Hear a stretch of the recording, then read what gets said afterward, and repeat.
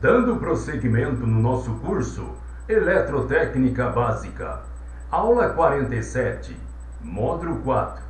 O assunto: tensão elétrica.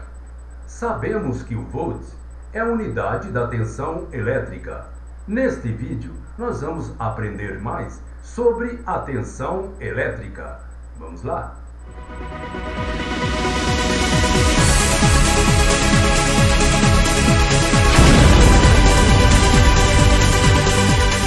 Tensão elétrica. Tensão elétrica é a força que empurra a corrente elétrica. Esta força é causada por uma diferença de potencial elétrico entre os polos de uma fonte, também conhecida como DDP, diferença de potencial. Veja como exemplo duas caixas d'água. Neste caso, a caixa com nível de água mais elevado possui maior pressão em sua base.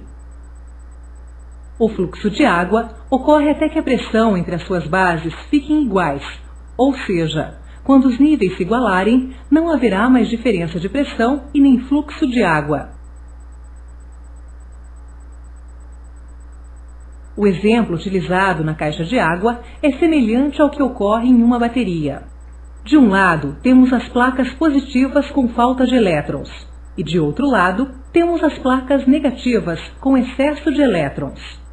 A diferença de elétrons entre as placas negativas e as positivas é chamada de diferença de potencial elétrico, DDP, ou tensão elétrica. Quando um consumidor elétrico é ligado aos polos da bateria, a diferença de potencial irá provocar o movimento dos elétrons, do polo negativo em direção ao polo positivo. Enquanto houver diferença de potencial, haverá corrente elétrica. Quando a quantidade de elétrons do polo positivo se igualar ao do polo negativo, a bateria estará descarregada. Dessa forma, podemos concluir que sem a diferença de potencial elétrico, tensão elétrica, não haverá corrente elétrica. O equipamento utilizado para medir a tensão elétrica é o voltímetro, seja ela contínua ou alternada.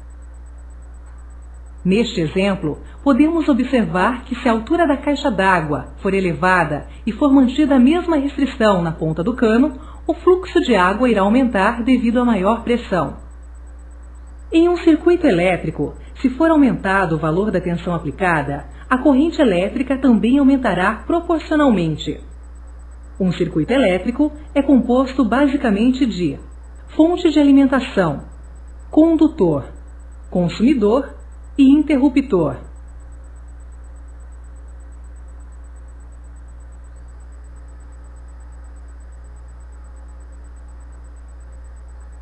Muito bem, pessoal. Com isso terminamos esta nossa aula. Até a próxima!